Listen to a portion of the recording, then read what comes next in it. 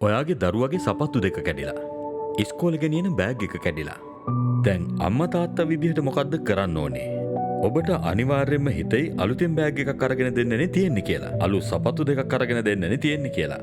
ඔව් අලුත් සපත්තු දෙකක් අරගෙන දෙන්න.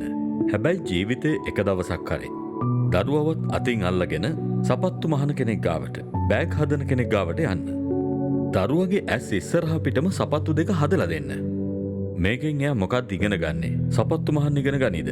ඔව් සමහර විට සපත්තු මහන එක ගැනත් පොඩි අවබෝධයක් ලැබෙයි. හැබැයි එයා ඉගෙන ගනී ජීවිතෙත් කැඩෙන්න, බිඳෙන්න, ඉරිතලන්න, ඉරෙන්න පුළුවන් දෙයක්.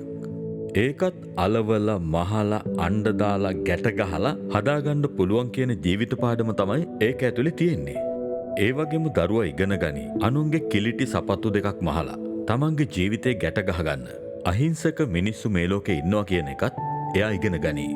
ඉඳ හිටලා දවසක ඔබේ පවුලේ ඔක්කොම එකතු වෙලා ටිකක් හොඳ හෝටලයකට කෑම වේලක් ගන්න ගියා කියලා හිතන්න. හෝටලෙන් එළියට බහිනකොට එතන ඉන්න ආරක්ෂක නිලධාරියව පෙන්නලා ඔබේ දරුවන්ට කියන්න. පුතේ අර සිකියුරිටි අංකල් මාසයක් තිස්සේ ඔය විදිහට හිටගෙන ඉඳලා නිදි මරලා අපි වගේ වාහනවලට යන්න එන්න පාරේ ඉඩ අරන් දීලා මාසයක් අවසානයේදී එයා ගන්න පඩියයි අපි අද දවසේ අපේ පවුලේ හැමෝම එකතු වෙලා අද මේ ගත්ත කෑම වේලට ගිය වියදමයි එක හා සමානයි කියලා.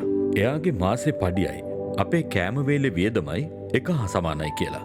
ඒක ඇතුළෙත් ඔබේ දරුවන්ට කියා දෙන්නේ මානව දයාව. අනිත් කෙනාගේ දුක වේදනාව පිළිබඳව සහකම්පනය. දැන් මේ විදිහට දරුවන් තුල ඇති කරන මානව දයාව කාටද ඉස්සෙල්ලම ප්‍රයෝජනවත් වෙන්නේ? මානව දයාව පිරිච්ච දරුවෙක්, අනුන්ගේ දුක හඳුනන දරුවෙක්. හැම කෙනෙක්ටම වැඩිය කවදා හරි දවසක පිහිට වෙන්නේ ඔබටමයි.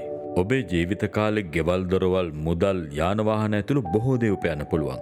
හැබැයි ඇඳකට හාන්සි පුටුවකට ඔබ කවුරුත් සීමා වෙච්ච දවසට මේ හැම දෙයකටම වැඩිය ඔබට වටින්නේ දයාව පිරුණු දරුවන්ගේ ආදරේ රැකවරණය. ඒ නිසාම දයාව පිරුණු දරුවෙක් හදන එක දෙමව්පියන්ගේ යුතුයකම. ඒ සඳහා ඔවුන්ට ලෝක යථාර්ථය කියා දෙන්න.